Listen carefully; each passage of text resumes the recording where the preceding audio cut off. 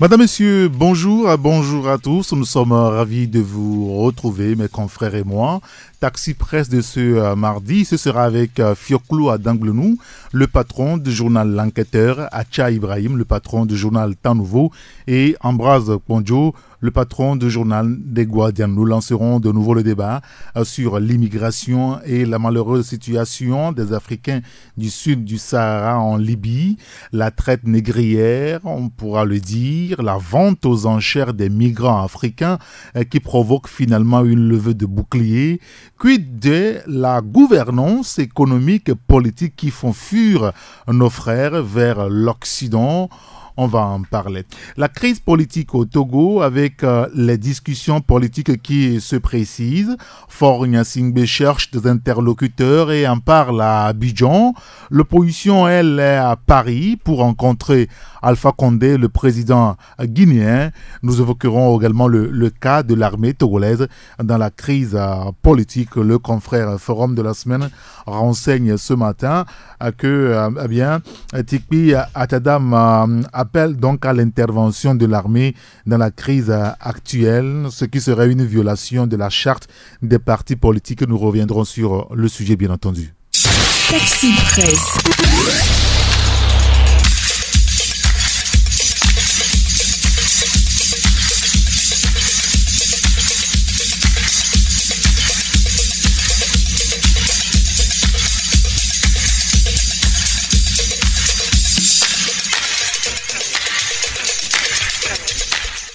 D'abord, une idée des journaux qui sont dans les kiosques ce matin. Il y a le quotidien Liberté qui évoque justement la crise politique et la tentative de médiation. Achadam et Adjamagbo rejoignent Fabre à Paris pour échanger avec Alpha Condé. Vous lirez l'article dans le journal. Professeur Oulou, commis à l'élite togolaise, vous ne pouvez pas être complice de l'asservissement du peuple par votre indifférence ou par votre silence. Vous lirez l'article dans le journal. Et puis toujours par rapport à la crise et les manœuvres politiciennes, l'autre diversion signée Faure Gnassingbé. L'article est à lire dans le journal. Et puis il y a le rapport de l'indice Mo Ibrahim sur la gouvernance en Afrique. Le Togo occupe le 26e rang sur 54 pays d'Afrique, note le confrère Liberté ce matin. Il y a le quotidien Forum de la semaine aussi qui évoque la visite du chef de l'État à Abidjan, la crise togolaise au centre des discussions. Sur la photo, le président Faure Gnassingbé chaleureusement accueilli à son arrivée à Abidjan par une forte représentation de la diaspora togolaise en Côte d'Ivoire. Plan de déstabilisation des institutions de la République togolaise, appel de Tikpi Achadam à l'intervention de l'armée dans la crise actuelle, une violation de la charte des partis politiques passible de 2 à 5 ans de prison, relève ce matin Forum de la semaine. Éducation avec les enseignants qui sont en grève de 4 jours à compter d'aujourd'hui. Le confrère en parle. Et puis le PNUD avec l'élaboration des programmes et politiques de développement des acteurs impliqués en conclave de 10 jours à Lomé. L'alternative sommet UE-Afrique à Abidjan, la crise togolaise risque de peser sur les discussions, prévient notre confrère qui renseigne également que Tikpi Salifou Achadam rencontre Alpha Condé ce mardi à Paris. La coalition de l'opposition à l'endroit des forces armées togolaises. Nous comptons sur vous pour éviter l'agression des civils. Et puis la chronique politique de notre confrère, l'avenir de Faure Gnassingbé ne lui appartient plus face à l'histoire. Et puis également, si vous voulez, la grève ou les grèves dans l'éducation, du primaire au supérieur, la paralysie s'étend, écrit l'alternative ce matin. L'Union pour la patrie qui évoque les visites inopinées dans des commissariats, brigades de gendarmerie et prisons à propos de la forte population carcérale. La CNDH évoque 47% de récidives et fait des recommandations. Et puis il y a atelier d'élaboration du plan d'action national contre les risques NRBC sur la voie d'un document consolidé approuvé par l'autorité. Vous lirez l'article dans le journal. Libération, matérialisation du mandat social du chef de l'État, épanouir les populations par l'accès aux services sociaux de base. Et puis le retour sur la nomination du colonel Nyama Lata à la tête de la SALT, plus qu'une confiance renouvelée, c'est le dynamisme, la compétence et l'efficacité recherchée. Vous lirez l'article dans le journal. Et puis l'ONG AOIB qui soutient donc l'éducation des enfants orphelins, des chèques remis aux orphelins de la région maritime. C'est dans le journal Libération. Il y a aussi l'Indépendant Express, sortie de crise au Togo. Achadam et Adjamagbo rejoignent Fabre ce matin à Paris.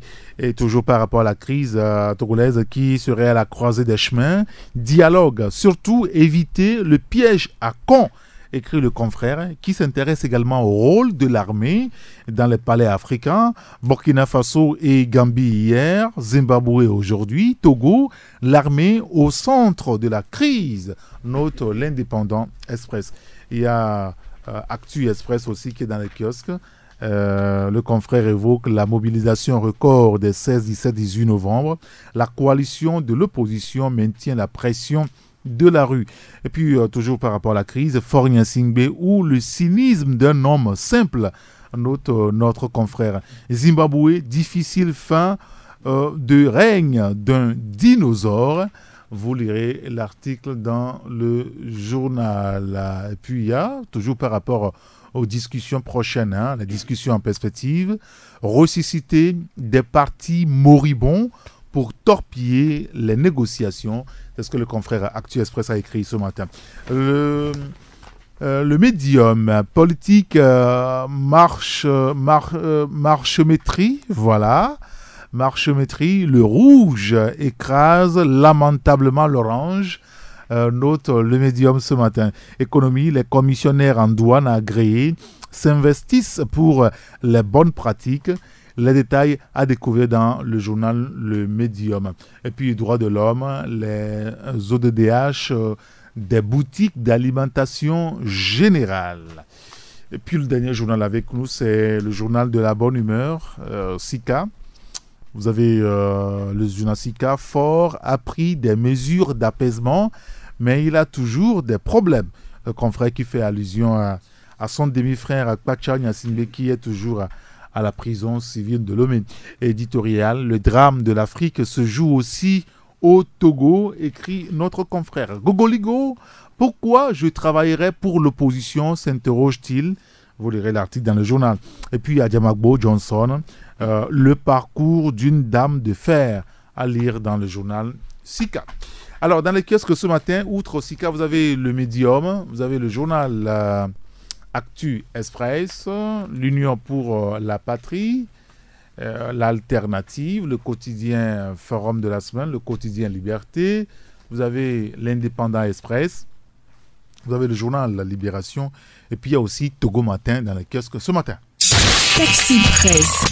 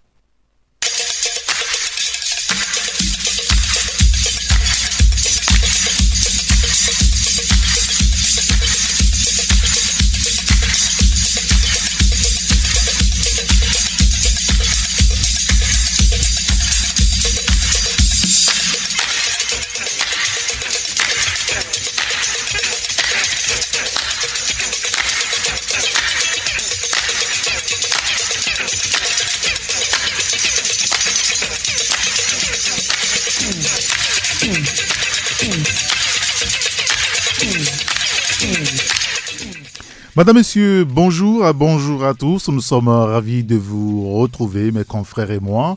Taxi Presse de ce mardi, ce sera avec Fioclou Adanglenou, le patron du journal L'Enquêteur, Acha Ibrahim, le patron du journal Temps Nouveau, et Ambroise Ponjo, le patron du journal des Guardians. Nous lancerons de nouveau le débat sur l'immigration et la malheureuse situation des Africains du sud du Sahara en Libye, la traite négrière, on pourra le dire, la vente aux enchères des migrants africains qui provoque finalement une levée de bouclier.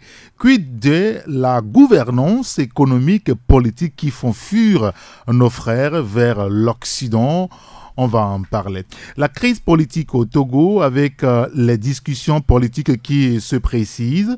Faure Gnassingbé cherche des interlocuteurs et en parle à Abidjan. L'opposition, elle, est à Paris pour rencontrer Alpha Condé, le président guinéen. Nous évoquerons également le cas de l'armée togolaise dans la crise politique. Le confrère Forum de la semaine renseigne ce matin que Tikpi Atadam appelle donc à l'intervention de l'armée dans la crise actuelle, ce qui serait une violation de la charte des partis politiques. Nous reviendrons sur le sujet, bien entendu. Taxi Presse.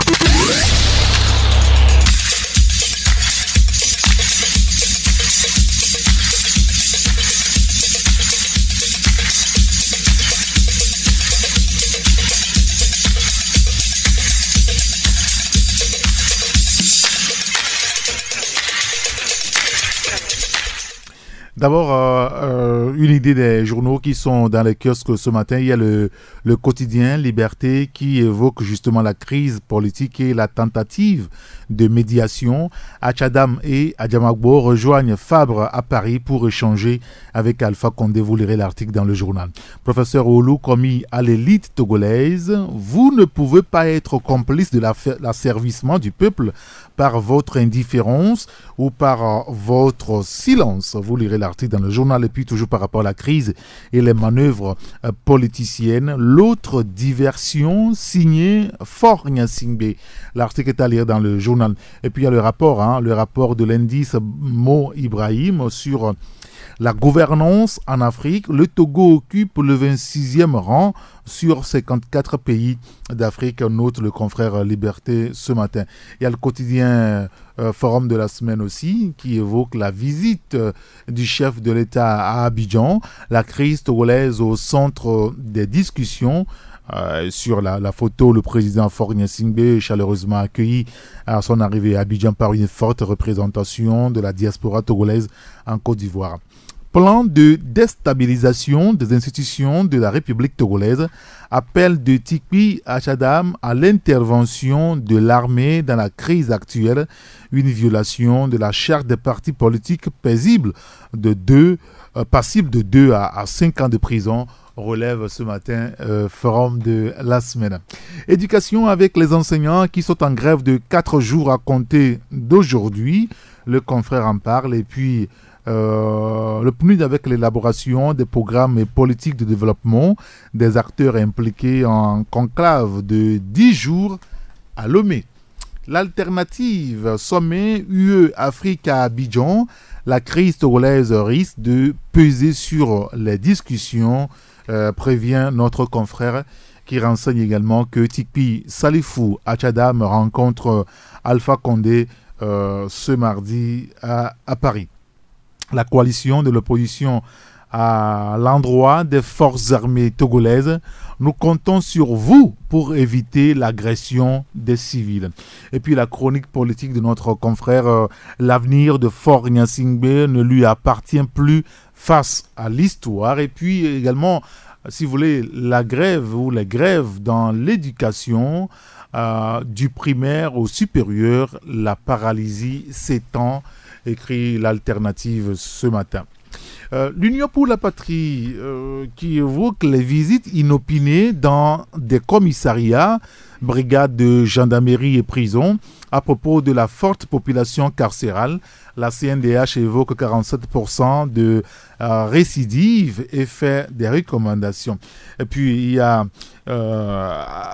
atelier d'élaboration du plan d'action nationale contre les risques NRBC sur la voie d'un document consolidé approuvé par l'autorité. Vous lirez l'article dans le journal. Libération, matérialisation du mandat social du chef de l'État et épanouir les populations par l'accès aux services sociaux de base. Et puis le retour sur la nomination du colonel Nyama Lata à la tête de la SALT, plus qu'une confiance renouvelée, c'est le dynamisme, la compétence et l'efficacité recherchée. Vous lirez l'article dans le journal. Et puis l'ONG AOIB qui soutient donc l'éducation des enfants orphelins, des chèques remis aux orphelins de la région maritime. C'est dans le journal Libération. Il y a aussi l'Indépendant Express, sortie de crise au Togo. Achadam et Adjamagbo rejoignent Fabre ce matin à Paris. Et toujours par rapport à la crise togolaise qui serait à la croisée des chemins. Dialogue, surtout éviter le piège à con, écrit le confrère, qui s'intéresse également au rôle de l'armée dans les palais africains. Burkina Faso et Gambie hier, Zimbabwe aujourd'hui, Togo, l'armée au centre de la crise, note l'Indépendant Express. Il y a Actu Express aussi qui est dans les kiosques.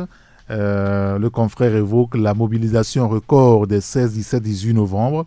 La coalition de l'opposition maintient la pression de la rue.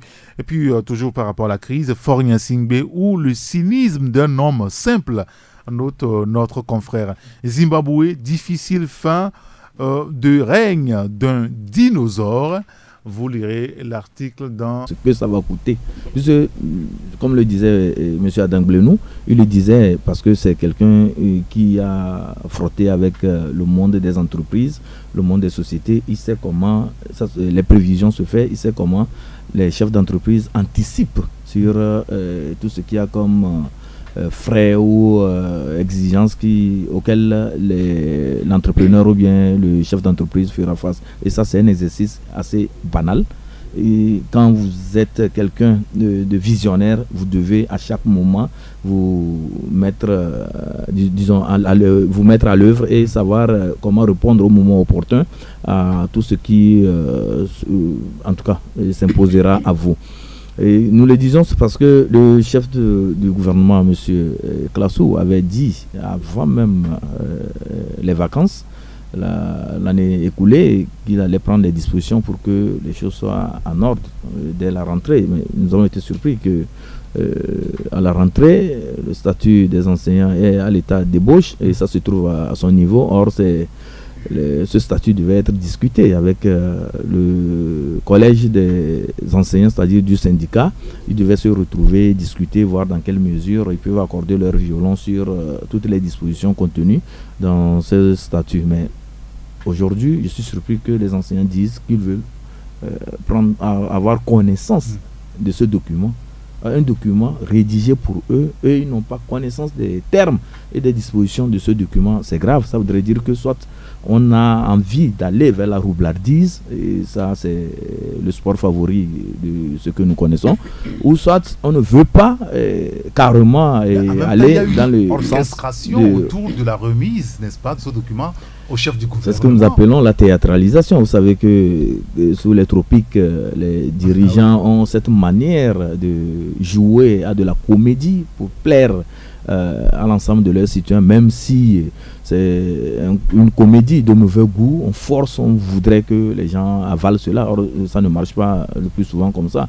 Et donc, il revient maintenant au niveau des autorités en charge de l'éducation de revoir le problème des enseignants, de quantifier surtout leurs revendications. C'est ça qui est très important, et de voir ce que cela va coûter. Et au-delà aussi, il faudrait aussi appeler nos frères enseignants qu'au-delà de leurs revendications, il y a aussi le côté vocation qui est en jeu, parce que quand ils optent pour l'enseignement, c'est pour former des élèves, c'est pour former des gens, et qu'ils fassent aussi un effort nécessaire pour ne pas trop sacrifier les élèves là qu'ils ont envie de voir grandir, les élèves là qu'ils ont envie de voir devenir des autorités et pourquoi pas changer dans le futur la donne pour en tout cas donner en tout cas une image assez attractive à la profession d'enseignant. Ce matin, l'alternative nous renseigne quand même que la paralysie finalement au niveau de l'éducation est en train de s'étendre du primaire finalement au supérieur. Ambroise Pondio, c'est la même rengaine, hein? Et cette semaine, toute la semaine, à part hier, les élèves ils n'auront pas cours, en tout cas au niveau de l'enseignement public. Oui, de fait, ce n'est pas nouveau. Je crois que nous avons en face deux acteurs qui se sont toujours joué le tour derrière la cuisine. Et tous les jours, on a les conséquences. D'abord, les premiers, c'est vrai qu'on peut en accuser. On peut les accuser d'en faire de trop en appelant au débrayage et que ça ait une conséquence ou des conséquences sur le devenir des enfants. Ça, tout le monde le sait. Et au même moment, il y a ceux qui sont en face et que je ne comprends pas, qui font semblant de jouer aux intelligents, mais plutôt qui brillent par une médiocrité incommensurable. Parce qu'en matière de gouvernance, il n'y a pas de médiocrité. Mais j'ai cru comprendre que dans ce pays, on a érigé la médiocrité en mode de gouvernance. Allez dans les institutions, vous verrez les gens, on n'aimerait pas voir des gens qui sont compétents à telle place au risque de dénuder celui qui est le chef. Parce que le chef, en fait, c'est le médiocre. Et ensuite, c'est celui qui suit, qui est, comment vous l'appelez, celui qui est le technicien, celui qui est l'expert. C'est ça, allez vérifier dans tous les départements, toutes les institutions. Je ne vais pas en donner des exemples pour m'attirer de la foudre. Mais je sais que la grève des enseignants, on en parle, ça fait des années. Aujourd'hui, si la Guinée a relayé un élément, c'est le Togo que la Guinée a relayé en termes de déferlement des enfants dans la rue. Avec un mort déjà, on en compte en Guinée. Donc aujourd'hui, il est clair que on a un gouvernement démissionnaire. Face au système éducatif, le gouvernement a démissionné. Ça, c'est le constat tacite que nous constatons. Mais c'est tout comme chez nous, on dit on t'a porté une charge qui est très lourde. Tu ne peux pas porter, mais tu veux toujours porter. Et tu croupis derrière, tu es en bas, tu croupis, et finalement tu tombes. C'est ça ce que nous vivons au Togo.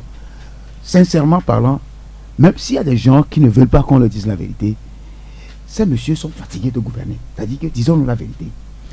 Même il y en a des compétents. Non, là on parle d'éducation, on ne parle pas de la politique véritablement. Mais la gouvernance, dans tout son contour, c'est d'abord la politique. Si la politique marche, l'éducation va marcher, la santé va marcher, le football va marcher, tout va marcher.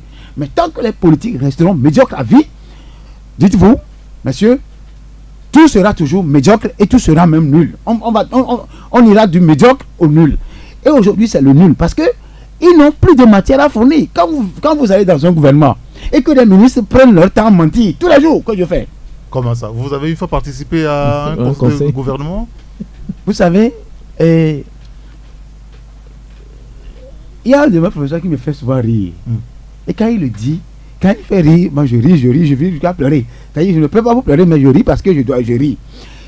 Pour vous faire comprendre qu'en réalité, quand vous voyez la nomenclature même, la composition de la structure gouvernementale, vous allez voir qu'il y a des gens qui ne sont pas forcément compétents. Ils sont amenés là-bas, c'est vrai qu'ils sont entourés des brainstorms et autres. Même ces brainstorms-là, c'est à vérifier si réellement ils sont des brainstorms réels. Les enseignants, depuis plus de 8 ans, sont dans la rue. Vous allez voir la crise de 2012, 13, 14. Comment les enfants sont déversés dans les rues. Même on a failli payer les pots parce que dans la rue, on vous voit, les enfants sont prêts à vous molester. Oui. J'en ai été victime, tu en as été victime. Oui. C'est-à-dire que quand ça passe, on vous dira que c'est des petits drogués qui sont incontrôlables. C'est des petits drogués qui sont largués dans la rue, qui sont habillés en quoi? Comme on le fait souvent dans le cas des milices, on envoie des gens habillés, des militaires ou des forces de l'ordre habillés, qu'on injecte dans les manifestations pacifiques. C'est ça ce que nous vivons. Aujourd'hui, Quand vous rentrez dans l'école publique, vous allez constater que ces enfants-là ne rentrent pas forcément à la maison. Ils sont dans les rues parce qu'avec des branches coupées, ils vont déloger leurs confrères ou leurs collègues des privés. Et tout ça là, ça devient un cycle. Et ce cycle-là, ça ne date pas d'aujourd'hui. Ça datait d'aujourd'hui. Comment briser ce cycle infernal, Ambroise? Oui, ce cycle infernal trouve sa réponse dans la méthode idoine de règlement définitif de la crise au sein du système éducatif par rapport au gouvernement. Parce qu'il s'agit du gouvernement. Ce n'est pas moi, Ambroise, qui va régler le problème entre enseignants et gouvernants. Ils ont parlé de statut. Quand vous allez vérifier là-bas, il y a des clauses dans ce statut qui n'ont pas encore été validées. Quand vous demandez aux enseignants. Oui, les enseignants ont fait leur amendement, il nous semble, lors de la dernière rencontre avec le gouvernement. Est-ce que c'est validé? Oui, mais maintenant ils veulent avoir le document pour savoir si cela a été pris en compte. On peut, chez nous, on dit on ne vend pas le chat dans comment vous l'appelez, dans un panier. Je veux voir le chat que vous voulez vendre. C'est-à-dire que ce chat-là, c'est le compte, la clause même de la chose qu'il faut voir. Si réellement, ils ont, vous savez, en matière d'interprétation juridique, vous allez voir des phrases que l'autre interprète à sa manière et que l'autre, alors que la phrase a un sens clair, général pour tout le monde. Maintenant, l'autre, pour son profil, il envoie ses éléments, ses juristes, il dit ça c'est bon, c'est comme ça. L'autre aussi dit, les enseignants veulent voir clair que ça là, ça veut dire quoi? Nous on n'est pas connaisseurs du droit, mais ça là, ça veut dire quoi? Pour que demain, ça ne nous rattrape pas. C'est ce que les enseignants veulent. Alors aujourd'hui, on comprend finalement que c'est la même rengaine par rapport à cette crise. C'est le serpent qui se mord la queue finalement. Et il n'y a pas d'issue véritable. Non, le problème c'est très simple à mon avis. Les enseignants réclament la version finale. S'il est simple, on aurait pu trouver une solution. Écoute. Les enseignants réclament la version finale, c'est-à-dire la version amendée par eux. Pourquoi ne pas la présenter? Est-ce que ça existe déjà?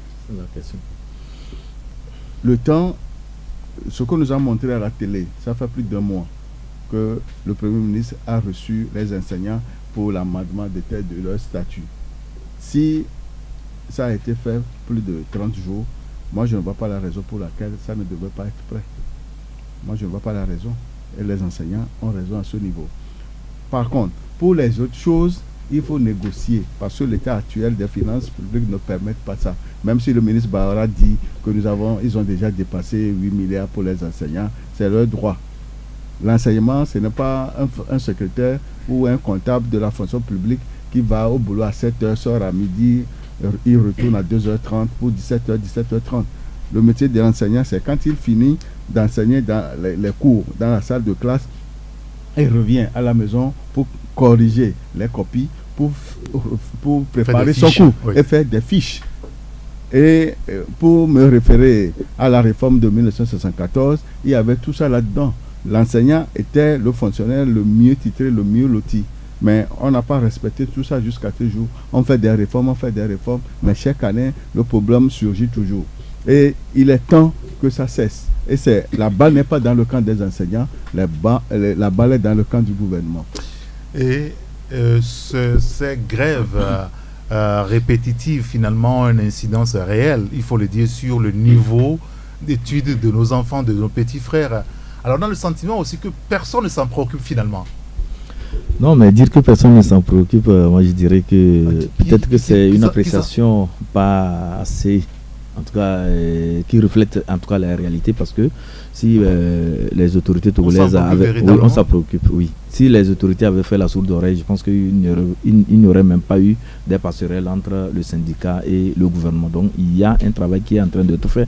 J'en veux pour preuve la rédaction de ces statuts et un travail préparatoire pour aller vers l'adoption de ces statuts. Donc le gouvernement est en train de, en tout cas, réfléchir sérieusement sur la question des enseignants. Mais il faut avouer qu'il y a tout un travail à faire de façon générale pour l'administration publique. Parce que il y a eu des laissés-aller, il y a eu des moments d'atermoiement, d'hésitation. Ça fait qu'au final, aujourd'hui, le Togo fait face vraiment à des secteurs qui sont tous des secteurs prioritaires.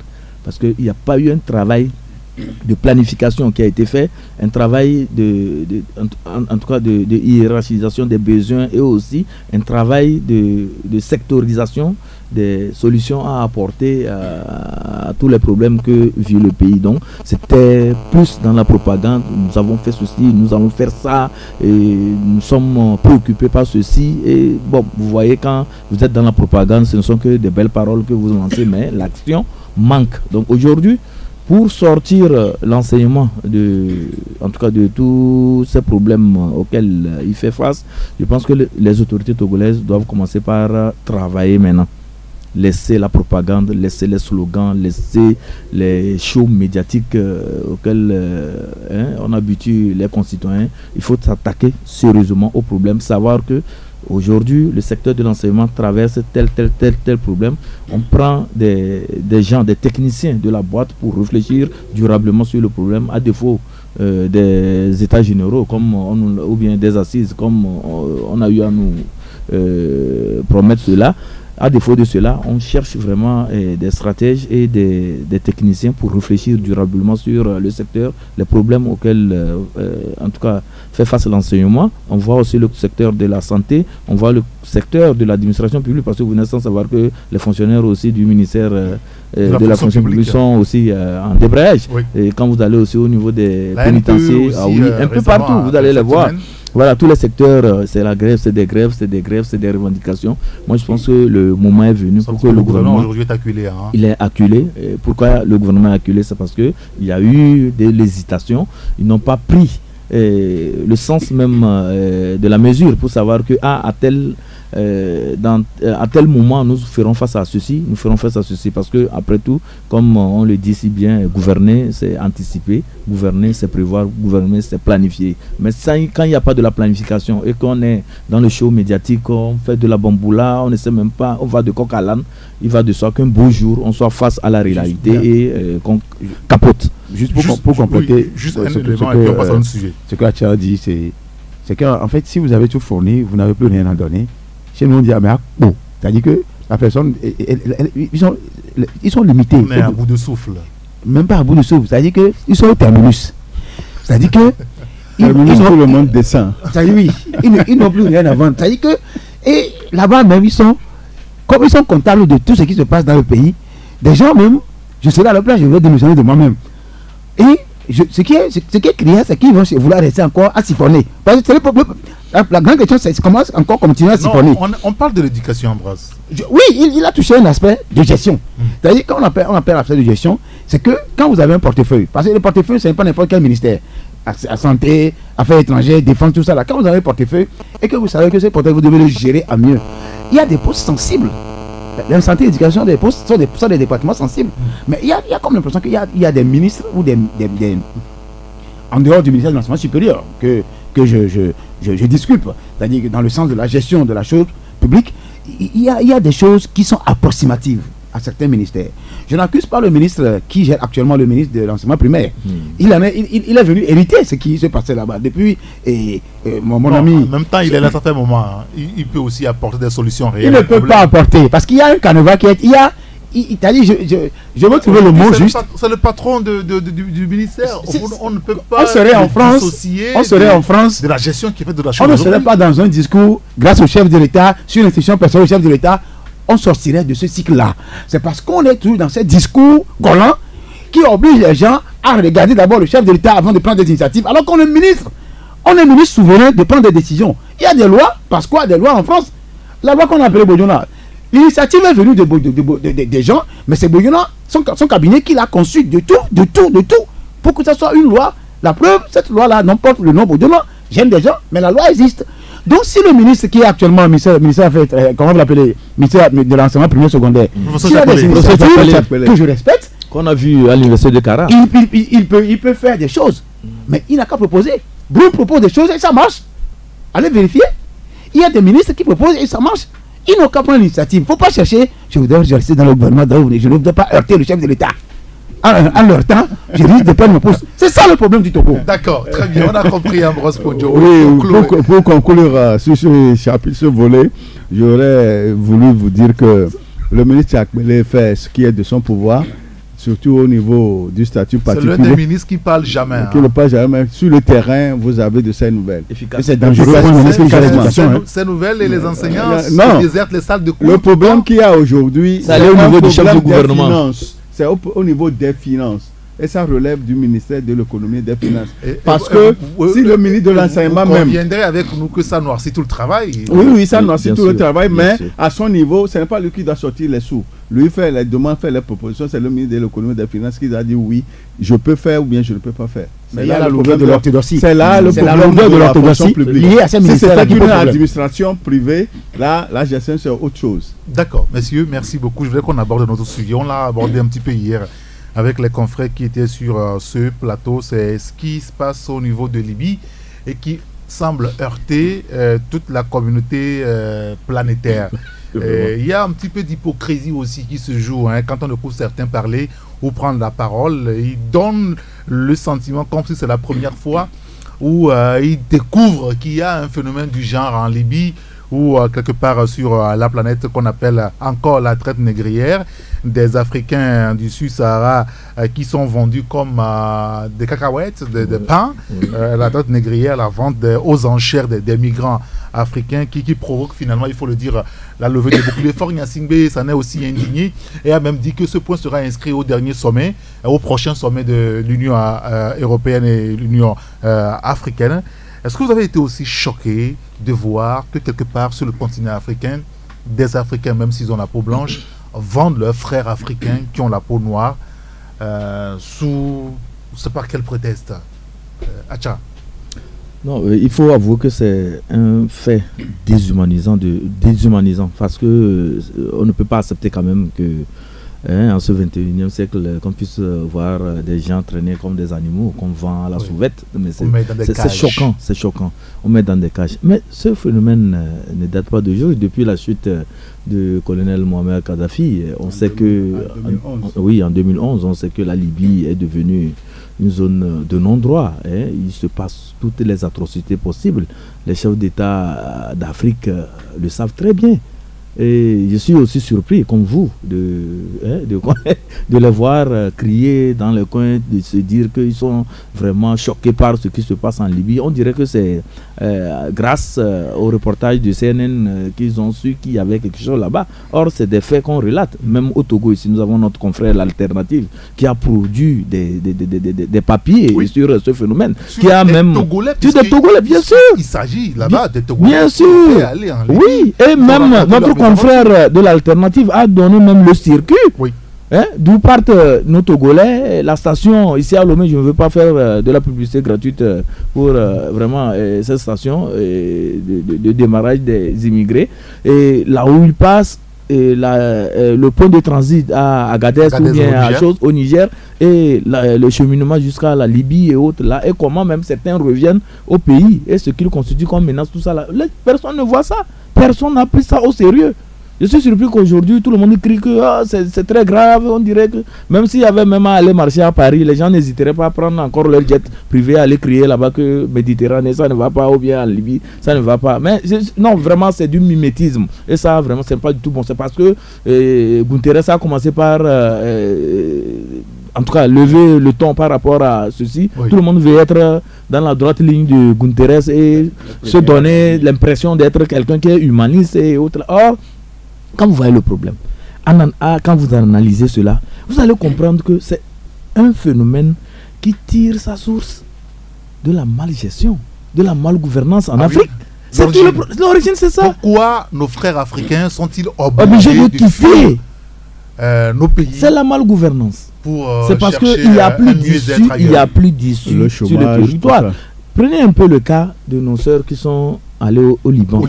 Les traitements inhumains et dégradants auxquels nos sœurs la font face. Mais on a eu à prier au Togo, il y a aussi une filière qui amène au Burkina Faso. Il y a une autre filière qui amène aussi au Gabon. Au Niger. Et même à Djonké ici, quand vous allez au Bénin, il y a une filière aussi qui amène les gens là-bas. On a parlé de la traite négrière, du trafic des enfants et autres là. Les gens ne voient pas même loin. Mais il y a pire.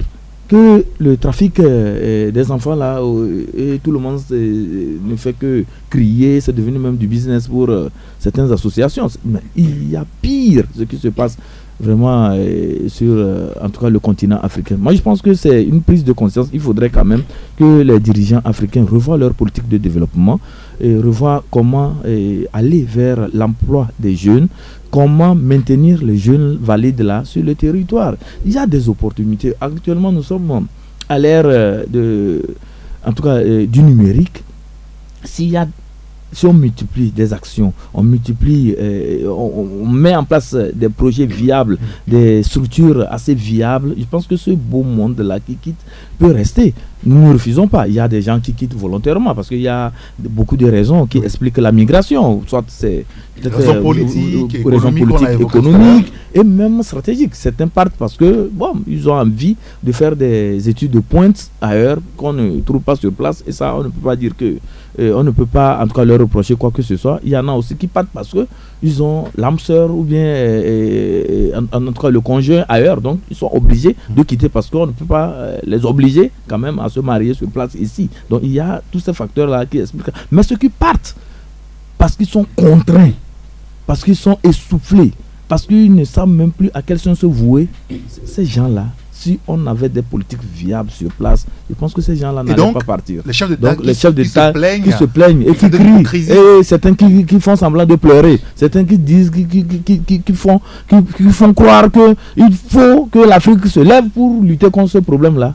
S'ils peuvent au moins rapatrier les milliards qu'ils ont volés à ce continent, je pense qu'il y aura beaucoup de choses qui se feront sur ce continent et les jeunes se porteraient mieux. Ils ne vont plus aller traverser le Sahara avec tous les dangers qui s'y trouvent et aller même vouloir nager. Certains sont prêts même à nager, à prendre la mer et aller de l'autre côté de l'Italie. Vous comprenez que c'est très grave. Le désespoir, voilà, et a atteint son paroxysme. Ambroise Ponjo. Oui, moi, le cas de l'esclavage. Je m'étonne que les gens s'accrochent à s'étonner de l'esclavage classique que nous avons aujourd'hui en Libye. Alors qu'il y a l'esclavage idéologique que nos chefs d'État soumettent les peuples. Je vous donne le distinguo entre les deux. Ça, c'est le classique. Le classique, c'est de vendre les gens, prendre les gens et les vendre pour aller travailler dans des champs à vie ou à vita aeternam. On ne te retrouve même pas et on ne sait pas si tu reviens. On ne sait même pas là où tu es. Oui, tu deviens une chose. Voilà. Maintenant, l'esclavage idéologique, c'est le fait que nos gouvernants soumettent les peuples à la misère, au sous-emploi, à la pauvreté et au pire. Vous voulez manifester, reconnu par la Constitution, on vous mate, ça aussi, c'est de l'esclavage. C'est de l'esclavage idéologique. Ça, c'est ma théorie. Allez vérifier.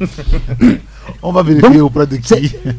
Il y a des connaisseurs, il y a des grands théoriciens politiques qui vont vous le dire.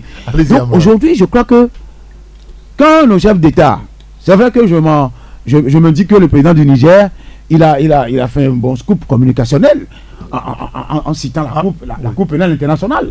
Oui. Dans ce jeu-là, il faudrait que la Cour se saisisse de la chose. Il a même rappelé l'ambassadeur.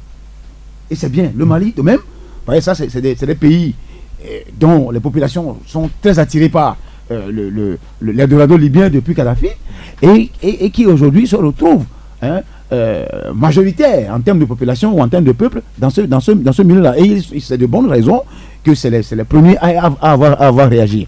Maintenant, s'il faut aller à la lutte concrète contre le phénomène, parce que mon ami Acha disait tout à l'heure qu'il y avait déjà eu des dossiers.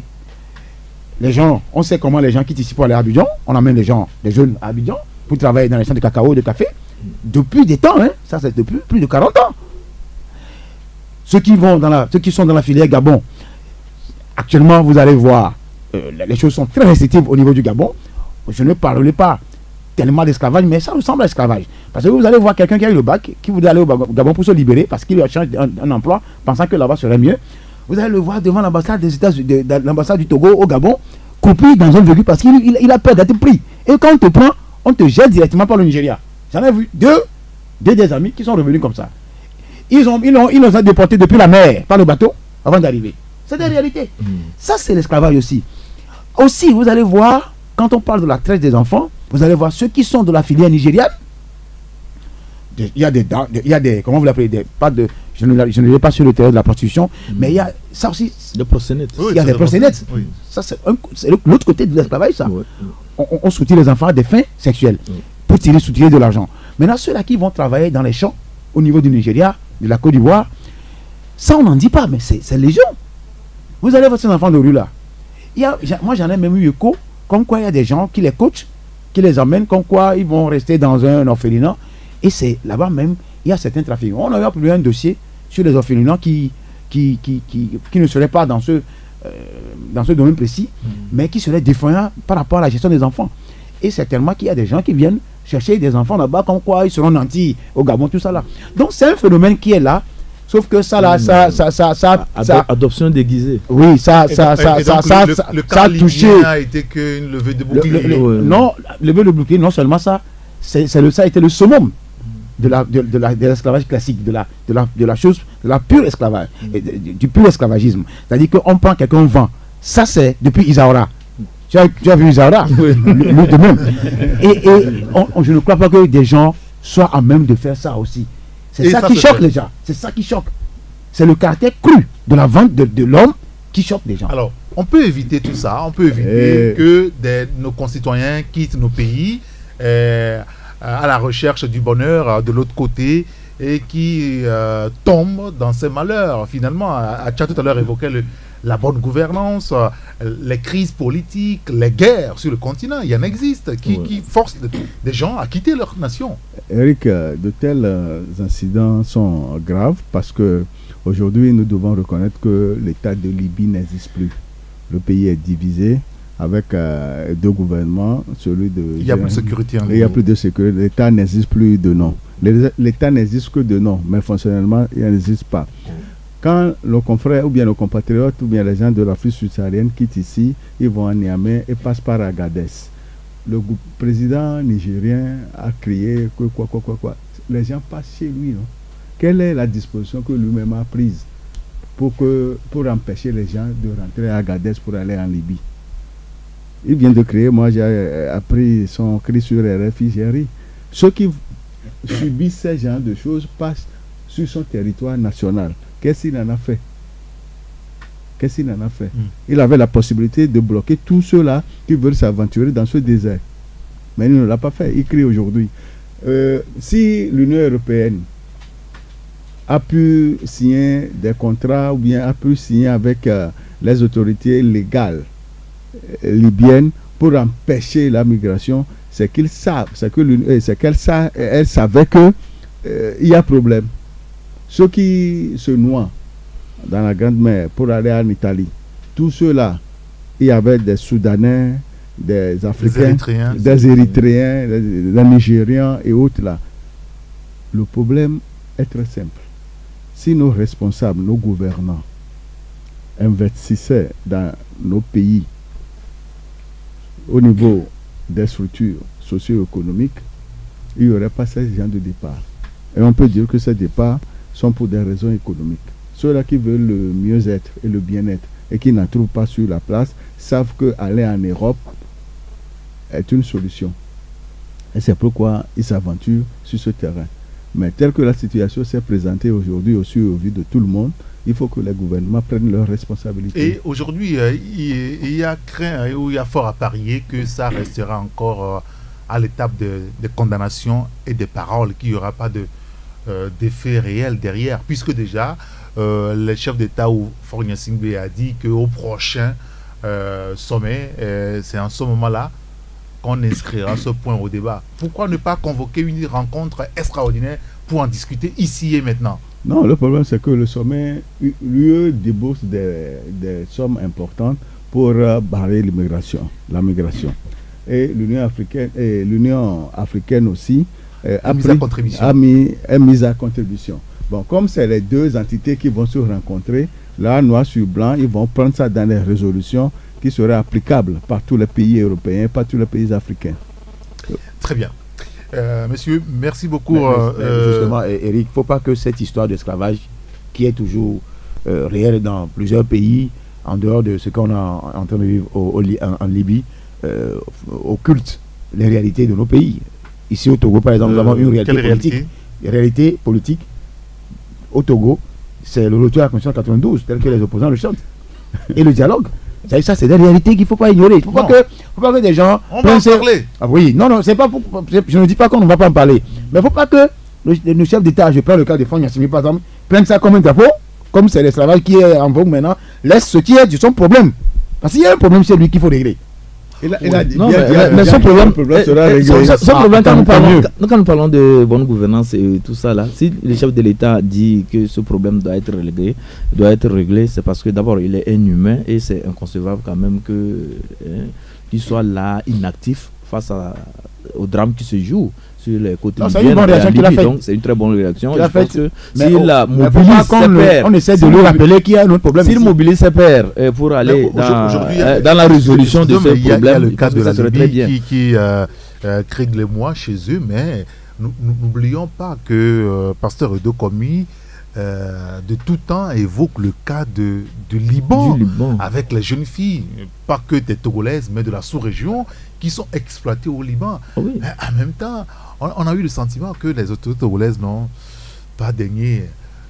Non, il y a eu des actions. Je me rappelle, le ministre des Affaires étrangères, Robert Doucet, avait eu à entrer en contact avec les autorités libanaises pour voir dans quelle mesure il y aura peut-être une forme de réglementation de en tout cas, je ne parlerai pas de trafic, mais de ce voyage-là de nos sœurs vers le Liban. Parce qu'il y en a qui vont régulièrement, de façon réglementaire, pour aller travailler. Et il y a un contrat en bonne et due forme qui est signé. Et à la fin de ce contrat, les sœurs rentrent. Mais il y a à côté des trafiquants qui sont là, et qui sont, André le disait, des proxénètes, qui prennent des filles ici. On leur promet vraiment ciel et terre, en tout cas des promesses mirobolantes. Quand ils arrivent là-bas, ils font face vraiment à la triste réalité de l'esclavage sexuel et des sévices et de la maltraitance. Je pense que le ministère des Affaires étrangères avait commencé par faire un travail, je ne sais pas à quel niveau ils sont maintenant, mais vivement que ce travail-là soit continué et que les choses aillent mieux. En dehors de ça, nous avons parlé de la bonne gouvernance. Oui. Il y a aussi la gouvernance politique qui oblige les gens aussi à partir. Quand vous êtes dans une ville ou bien dans en tout cas dans un pays où vous êtes confiné, on vous frappe, on vous martyrise, on vous torture, votre seule issue, c'est de fuir. Et quand vous fuyez, c'est que vous êtes déjà candidat à l'immigration. Donc il faudrait que dans des pays comme où le cas il y a de ces problèmes, on a évoqué de tout faire pour que le calme revienne, que la paix revienne, pour que les choses se passent normalement, que les citoyens se sentent libres dans leur contrée, dans leur ville, dans leur pays. Je pense que ces idées d'immigration-là ne vont pas arriver. Les gens veulent seulement un climat apaisé pour travailler et continuer par vivre. Je pense que c'est très important. Et le côté politique doit aussi commencer par être pris en compte au niveau de ces chefs d'État africains-là, de ne pas chercher quand même à créer des tensions politiques dans leur pays inutilement parce qu'ils veulent s'accrocher au pouvoir. Bien. Pour conclure, moi je dirais sujet, bien sûr qu'il faut nécessairement faire des enquêtes pour démanteler les réseaux et surtout ceux des passeurs. Parce que ce sont les passeurs qui prennent l'argent et qui promettent de l'autre côté à nos frères. Il faut qu'on fasse des enquêtes pour pouvoir démanteler ces réseaux, et les juger et pour que ça serve de leçon aux autres. Bien sûr, bien sûr. Monsieur, merci beaucoup. On va maintenant évoquer la crise politique au Togo avec les discussions qui se précisent. Faure Gnassingbé ne dort plus, presque plus. Il était hier à Abidjan chez Alassane Dramane Ouattara, le président ivoirien. Ils ont discuté entre autres de la CEDEAO et de la situation au Togo. Il est annoncé ce mardi au Nigeria. Pendant ce temps, ses opposants, ceux qui comptaient son pouvoir et qui réclament son départ, à défaut d'avoir le retour ou d'avoir la Constitution de 92, le vote de la diaspora, le cadre électoral et qu'on relâche ceux qui ont été arrêtés, jugés, emprisonnés, eh bien, eux, ils sont à Paris depuis ce matin, Jean-Pierre Fabre depuis quelques jours, rejoints ce matin par Brigitte Adamago Johnson et Alpha Condé. Alors, avant peut-être d'évoquer le sujet avec précision, nous allons marquer une pause publicitaire et on se retrouve juste derrière. Tout de suite, la pub. Au début, nous étions une petite famille, avec le numéro d'appel 90. Quelques années après, un autre numéro d'appel s'est ajouté à notre belle famille, le numéro 91. Puis a suivi un autre, le 92. Et quand le numéro d'appel 93 est venu, nous étions particulièrement heureux parce que nous devenions une plus grande famille. Chez nous, à Togocel, nous aimons la famille. C'est pourquoi nous avons désiré et souhaité pour vous une très belle nouvelle naissance. Les numéros d'appel commençant par 70. Grâce à vous, nous comptons plus de 3 millions d'abonnés pour lesquels nous essayons toujours de donner le meilleur de nous-mêmes. Et nous ne nous lasserons jamais d'innover pour votre plus grand bonheur. Togocel, le leader. Du 24 novembre au 11 décembre 2017, vivez la 14e foire internationale de Lomé au centre togolais des expositions et foires de Lomé. Thème, le numérique au service des affaires. Plus de 1000 exposants et 300 000 visiteurs à ce grand rendez-vous annuel de promotion des affaires. Ne manquez surtout pas les rencontres B2B. Faites alors un tour sur l'application Foire Togo 2000, téléchargeable sur Play Store. La foire internationale de Lomé, foire de toutes les opportunités. Pour plus d'informations, consultez le site www.ctf.tg ou contactez le 00228 22 35 07 27 ou le 90 31 76 37. L'info pratique, c'est sur MC+ de Togocel. Le service MC+, c'est un accès simple et rapide aux meilleures blagues, aux news d'actualité, aux pharmacies de garde et à plein d'autres informations utiles. À partir de votre mobile, dans le menu message ou à partir du menu MC+ de votre téléphone ou encore plus simple, faites étoile 102 dièse et lancez l'appel. MC+ de Togocel, disponible 24 heures sur 24. Togocel, le leader. Retour des tubes dans un instant sur Taxi FM. Taxi FM. Taxi Presse.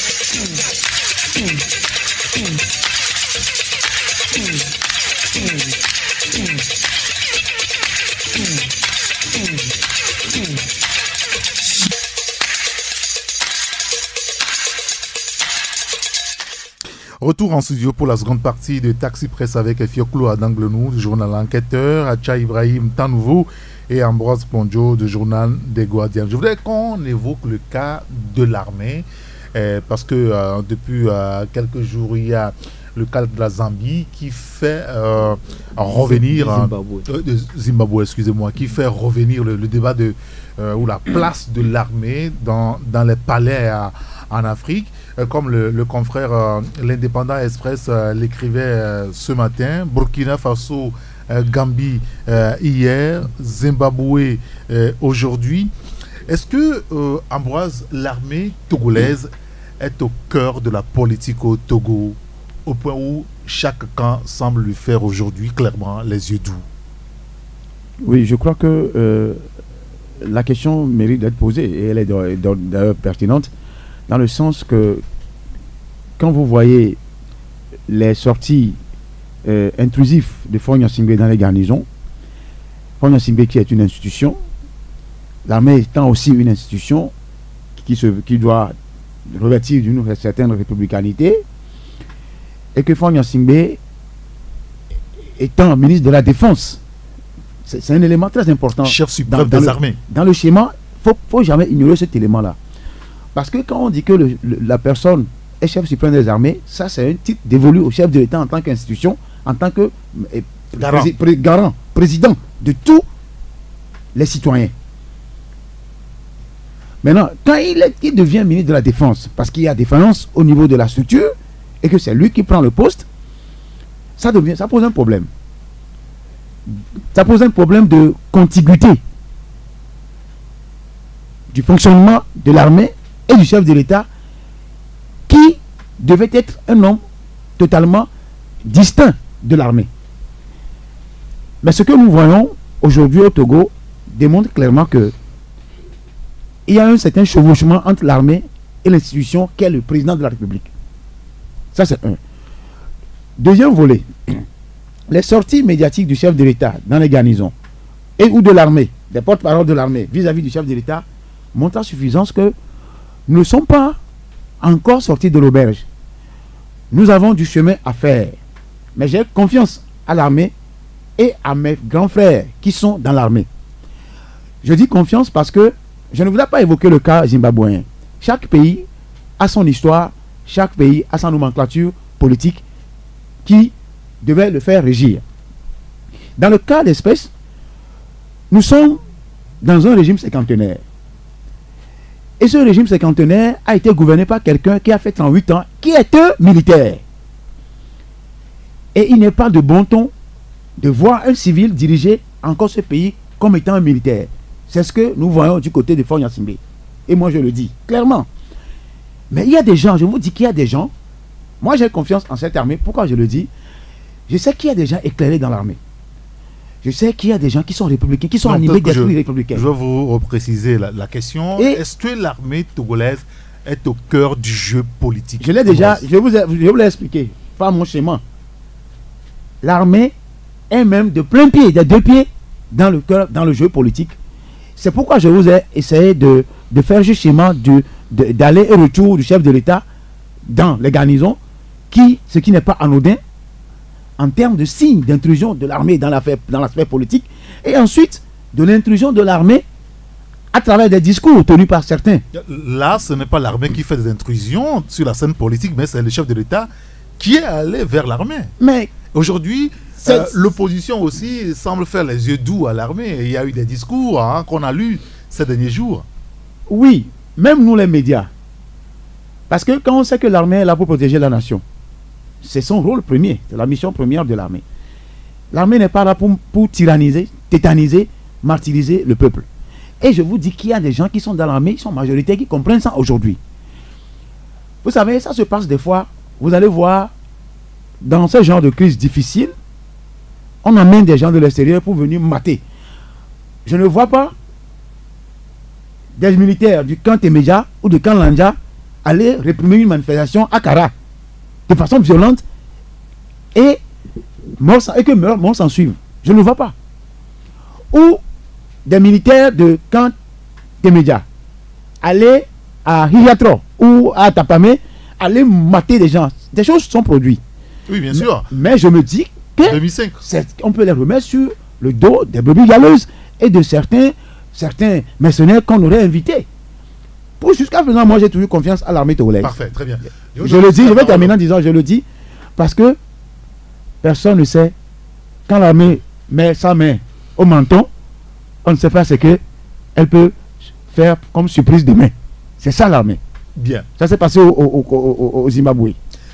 Fiokoulou, le rôle, visiblement l'armée togolaise semble jouer un rôle dans le jeu politique. Oui ou non? De par la constitution, l'armée togolaise est apolitique. Et l'armée est une institution qui est sous l'autorité du gouvernement. Ce qui veut dire qu'elle ne fait que ce qu'on lui demande de faire. Quand il dit que ce qui s'est passé au Zimbabwe n'est pas le même schéma que ce qui s'est passé au Burkina ou bien en Gambie. Ce qui s'est passé, les militaires de Zimbabwe ont fait la même route que le président Mugabe. Et ils ont même une association des anciens combattants. Ils ont dit, dès la prise de pouvoir, il y a aujourd'hui 8 jours peut-être, qu'ils ne sont pas en train de faire un coup d'État, ils sont en train de nettoyer les mauvais éléments autour du président Mugabe. Et c'est pourquoi Mugabe n'a pas été arrêté et humilié. Et pas plus tard qu'hier, ils ont signé une nouvelle feuille de route. S'ils avaient effectivement fait coup d'État, ils auront dû l'arrêter, fait ce qu'ils voulaient faire. Mais ils ont dit, on va procéder autrement, et ils sont en train de procéder autrement. Pour le cas du Togo, comme je l'ai dit, l'armée togolaise, de par la constitution et la politique, et la politique en font ce qu'ils veulent.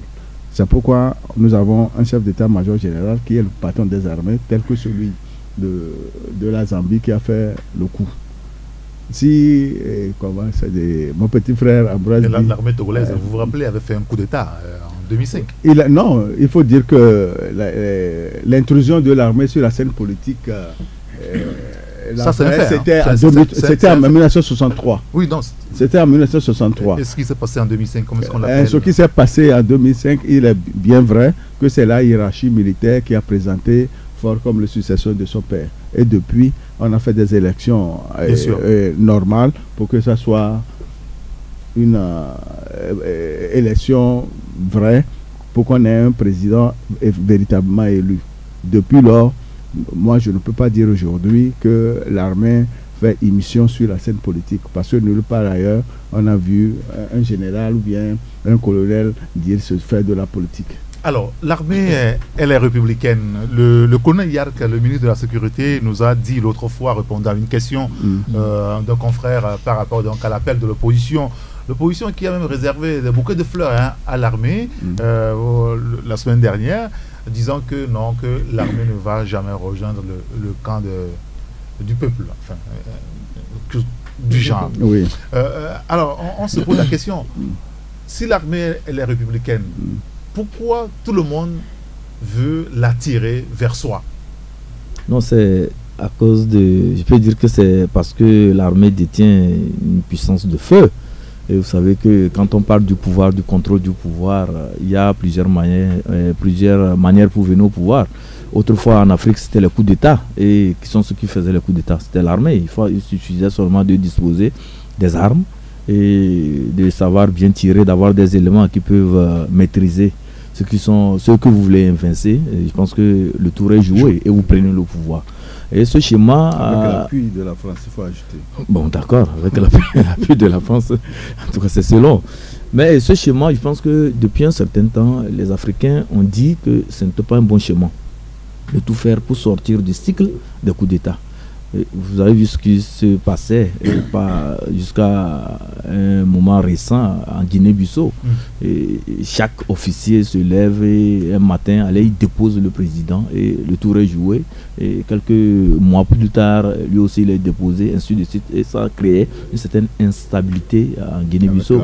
Bon, bien sûr. Donc à un moment donné, les autorités, les présidents africains, surtout ceux de la sous-région ouest africaine, se sont dit non, il faut aller maintenant vers un État démocratique. Et je pense que dans tous les pays, même au Togo, notre démocratie, l'avènement de la démocratie a amené en tout cas à ce que personne ne pense plus à ces coups d'État. Et même au niveau de la CEDEAO, quand vous faites un coup d'État, vous n'êtes pas accepté. On vous contraint quand même à quitter le pouvoir et au retour à l'ordre constitutionnel. Bon, au Togo, nous avons une armée...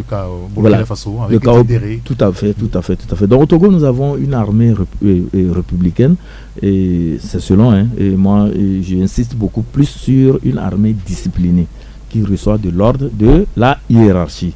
Et quand vous parlez de la hiérarchie militaire, vous avez devant vous le commandement militaire qui est sous le contrôle du chef de l'État, le chef suprême des armées. Et donc, quand l'armée est disciplinée, ce que l'armée veut, par tous les moyens,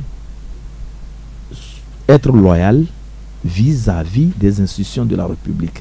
Et donc, quand vous voulez faire un coup d'État ou bien vous voulez faire une opération pour pouvoir prendre le contrôle du pouvoir, c'est que ça ressemble fort à un coup d'État et l'armée qui est là, à mon avis, n'acceptera pas quand même qu'il y ait un coup d'État. Et étant donné que certains officiers sont issus des écoles de guerre, ils sont issus de grands centres de formation en Occident, il y a aussi un canevas dans lequel ils évoluent. Ils ne voudraient pas aussi se trouver ridicules devant les formations qu'ils ont reçues, devant leurs confrères officiers qui sont installés peut-être dans d'autres pays ou bien qui continuent toujours par officier dans ces écoles de formation. C'est une question aussi de parcours.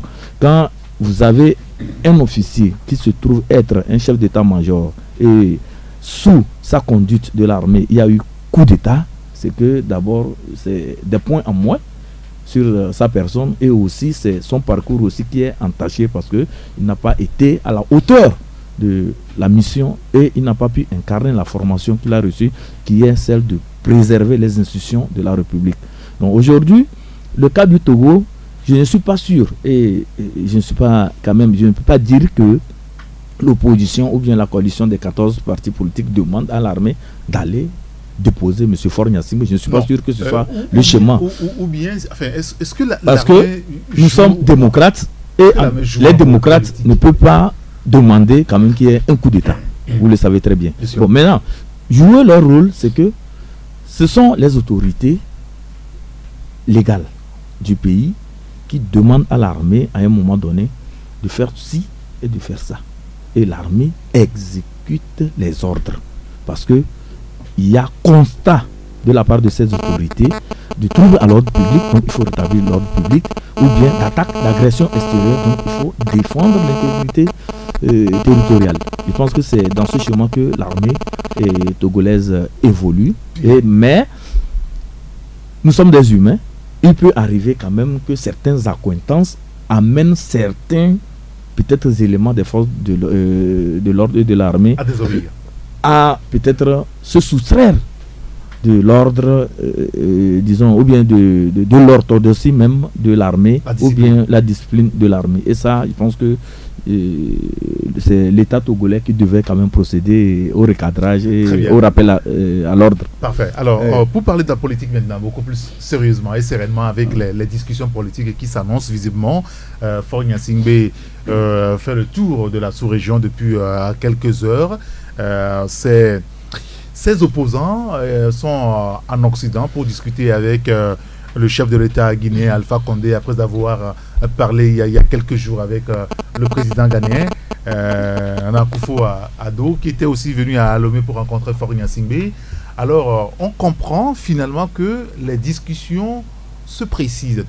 Mais quand on jette un coup d'œil dans la presse depuis quelques jours également, il y a des craintes, comme ce que le confrère Actu Express écrit ce matin, par rapport donc aux discussions politiques en perspective, ressusciter des partis moribonds pour torpiller les négociations. Ça va être franchement je dirais, c'est la peur aujourd'hui.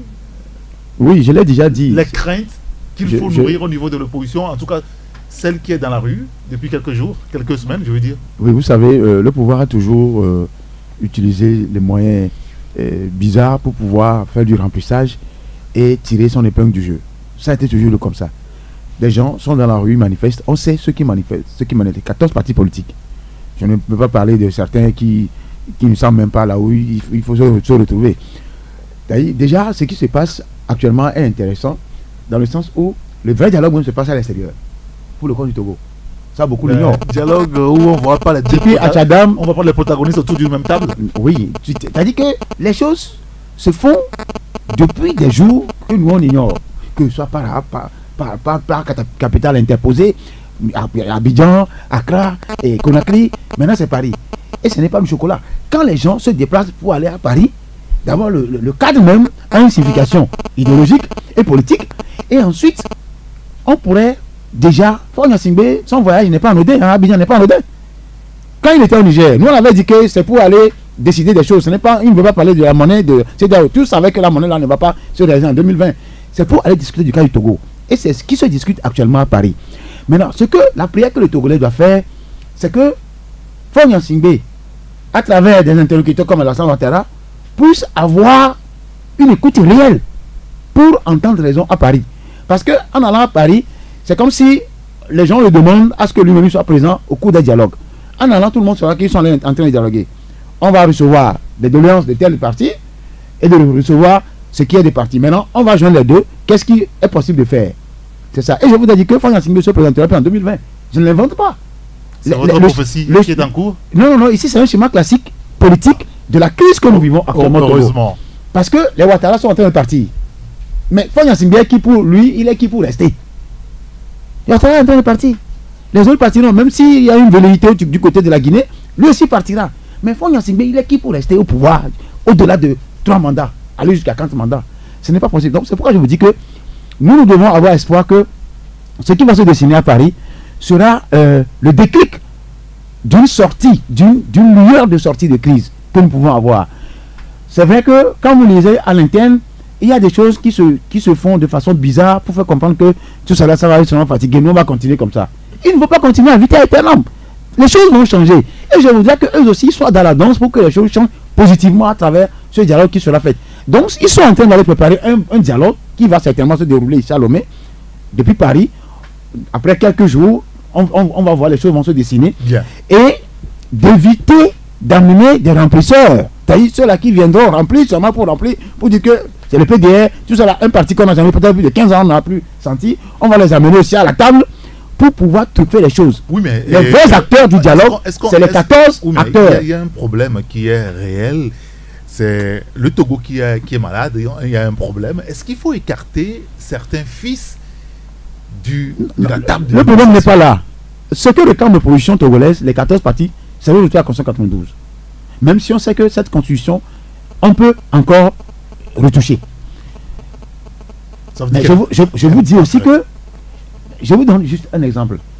Vous savez, quand il y avait eu ces problèmes-là au temps de la transition, mais nos premiers ministres successifs, si la crise, on a encore d'autres grandes crises qui sont devant. Hein. Ça là, on peut même discuter demain, rappeler la Constitution 92. Les problèmes du Togo vont demeurer parce que les premiers ministres qui étaient passés, de Kofigo à Eden Kodjo, de machin et jusqu'au Mali étant du côté du pouvoir, la Constitution prévoyait quand même qu'on prenne des ordonnances pour pouvoir compléter la loi fondamentale. Parce que, quand je prends le cas de Premier ministre qui devait avoir un pouvoir de nomination, la Constitution l'a prévu pour qu'on puisse prendre des ordonnances et maintenant donner ce pouvoir au Premier ministre pour qu'il puisse nommer des gens. Il n'est pas du ressort du chef d'État de nommer n'importe tout le monde. Les préfets, par exemple, ailleurs, sont nommés par le Premier ministre. Maintenant, ici, la crise que nous aurons à vivre, même un décret est contestable devant la juridiction administrative. Et ce décret-là, ici, on ne le fait pas. Le président a tous les pouvoirs. Maintenant, nous allons prier que, au cours du dialogue, on puisse s'entendre non seulement sur le retour à la Constitution de 92, mais sur l'essentialité, sur l'essentiel, ce qui pouvait amener à ce que la gouvernance des institutions soit une gouvernance démocratique. Parfait. Clou, oui. Sur les prochaines discussions politiques au Togo, comment est-ce que vous l'entrevoyez visiblement, ça se précise. Hein? Oui. Et le chef de l'État même l'a précisé à Abidjan hier, que pour faire un dialogue, il faut deux personnes. Et voilà qu'il est seul. Donc il appartient à l'autre. Visiblement, il est en train de faire sa part. Il est en train de faire sa part. Et donc, le dialogue aura bel et bien lieu à Lomé. Et je pense que les interlocuteurs seront le pouvoir en place, les 14, plus quelques partis, parce que le communiqué du 6 novembre avait dit toute la classe politique togolaise et la société civile. Donc avec ces trois entités, on peut dire que le dialogue peut aller. Moi, personnellement, j'aurais souhaité que ce soit avec le groupe des 14 et après faire venir la société civile pour jeter un coup d'œil sur le contenu et ce serait mieux comme ça. Parce que c'est le groupe des 14 qui est dans la rue. Acha Ibrahim, est-ce qu'on va vers quelque chose de solide aujourd'hui et de définitif? Bon, vous savez que la politique n'a jamais été statique, elle est dynamique. La crise que nous vivons depuis quelques semaines. En matière politique, on ne peut pas dire qu'on a trouvé du définitif. Il y a toujours de l'amélioration à apporter et surtout les enjeux nouveaux aussi qui apparaissent. On adapte ça aussi à ce qui a été déjà convenu. Donc, pour notre crise et le dialogue qui se profile à l'horizon, je pense que les choses se précisent, comme vous venez de le dire. Les responsables, en tout cas les délégués des 14 politiques de l'opposition sont à Paris. Ils vont rencontrer Alpha Condé qui est en train de mener aussi une médiation et je pense que c'est toujours dans le cadre de la CEDEAO comme l'a aussi entamé le président ghanéen. Donc au moment opportun, je pense que les responsables des 14 politiques de l'opposition qui sont dans la rue, qui ont un problème sérieux qu'ils ont exposé, qui seront à la table des négociations, qui vont discuter avec le gouvernement et le parti au pouvoir et ensemble voir dans quelle mesure résoudre le problème de retour à la Constitution de 92, le vote de la diaspora et éventuellement d'autres problèmes qui se poseront. Bon, quand il s'agira maintenant de parler d'autres revendications et que les autres partis de l'opposition, que ce soit les vendeurs de sigles là, qui sont en hibernation, quand... Vous faites allusion à qui? Ah mais il y en a plein, ces vendeurs de sigles, c'est le président seul qui est là et c'est fini, il n'y a pas de militants, il se promène avec le récépissé dans son sac et en tout cas il se dit que c'est un parti politique, ce n'est pas ça un parti politique, vous comprenez, ceux à qui je fais allusion. Oui mais ceux-là, si on les invite à la table de négociation, ça poserait problème. Mais ils ne posent rien comme revendication. Tout est normal pour eux, donc pourquoi vous voulez qu'on les appelle à une table de négociation? Il a trouvé le mot. Ils ne posent rien comme revendication. Quand on parle du retour à la Constitution de 92, ça ne les préoccupe pas. Ce que nous avons actuellement, ils sont à l'aise avec ça. Donc, pourquoi les inviter encore à discuter? Ils vont discuter de quoi? Non, eux aussi, ils ont toujours parlé des réformes politiques. Non. Dans ce pays, on a toujours écouté. Et lorsque le chef de l'État a pris l'initiative d'aller vers les réformes vers la limitation de mandat et le vote, et la limitation de mandat et le scrutin à 2 tours, oui, il y a de ces vendeurs de sigles là qui ont applaudi. Ça veut dire qu'ils sont déjà satisfaits. Donc, il ne faut même pas qu'ils viennent troubler la quiétude de ce dialogue. Ceux qui ont des problèmes, des revendications sérieuses à faire savoir ou bien à faire valoir, je pense que c'est eux qu'on appelle, c'est eux qui ont des problèmes, ils vont discuter avec le pouvoir et trouver un terrain d'entente et je pense que la République se portera mieux. Ils ne sont pas dans la rue, ils ne revendiquent rien, ils sont dans leur chambre quand les autres sont en train de marcher, ils sont dans leur chambre ou bien ils sont peut-être occupés ailleurs quand les autres font des va-et-vient dans des capitales pour discuter avec les émissaires en tout cas de la CEDEAO. Le chef de l'État fait ses va-et-vient, tout ça là, il rencontre des gens, il discute avec ses pairs de la sous-région pour trouver une solution à la crise. Pour trouver une solution à la crise, ce sont les acteurs, ceux qui sont vraiment au devant de la scène, qui posent des revendications et qui sont en perpétuelle confrontation. C'est eux qui doivent s'asseoir et trouver des solutions aux différends qui les opposent. Actuellement, les vendeurs de sigles là, ils n'ont rien comme différent, ils n'ont rien comme revendication. Je vois mal comment ils vont venir à une discussion qui ne les concerne pas. En Afrique, quand il y a des problèmes qui ne les concernent pas directement. Ouais. Ça, c'est l'exclusion. Ce n'est pas l'exclusion. On n'appelle pas ça l'exclusion. Mais parce que quand il y aura... C'est le bon sens. Quand il y aura les discussions, quand il y aura tous les points qui seront arrêtés, je pense que ça viendra... Ça passera forcément par la représentation nationale. À ce niveau, je pense qu'il y aura des choses qui se feront. Aujourd'hui, ce qu'on dit, quand on nous parlait même de choses, de la révision constitutionnelle, oui, on a dit que ça se fera au Parlement. Mais ceux qui ne sont pas au Parlement, ça s'impose à eux. Oui, ils sont exclus. Voilà, mais ça s'impose à eux. Oui. Les décisions. Voilà, donc voilà pourquoi ceux qui ne manifestent pas, eux aussi, ils n'ont qu'à rester. Quand ceux qui manifestent et le pouvoir auront trouvé un consensus, ça va s'imposer à tout le monde. Je pense que c'est le schéma. C'est la représentativité. Et alors, je pense que c'est ce que nous voulons. Et cette fois-ci, que sincèrement, que les gens jouent la carte du patriotisme. On a parlé aussi de la sincérité, oui, de la bonne volonté. Voilà. Est-ce que ce n'est pas la clé en réalité de la... Non, c'est la clé. C'est la clé. C'est la clé. Et le problème se pose à tous les niveaux.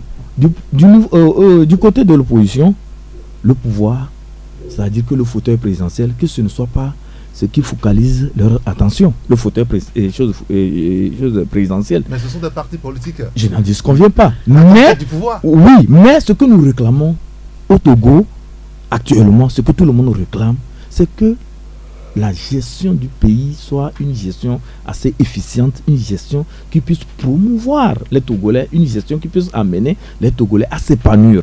C'est ce que les gens demandent. Et dans ce cas, que ce soit qui soit au pouvoir, l'essentiel, c'est qu'on mette vraiment le Togo sur les rails pour que les choses évoluent dans le pays. Je pense que il est important de prendre d'abord en premier le Togo.